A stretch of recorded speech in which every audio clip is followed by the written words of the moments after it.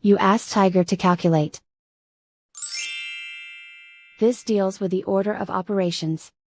The final result is negative 1.272. Let's solve it step by step. Perform any multiplication or division, from left to right. 1 over 2 equals 0.5. 5 over 3 equals 1.667, 49 over 30 equals 1.633.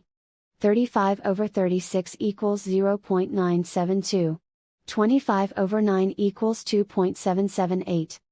Calculate any addition or subtraction, from left to right.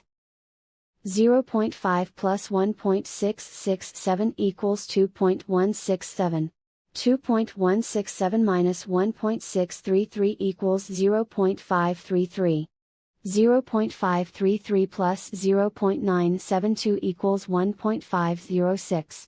1.506 minus 2.778 equals negative 1.272. And so the final result is negative 1.272.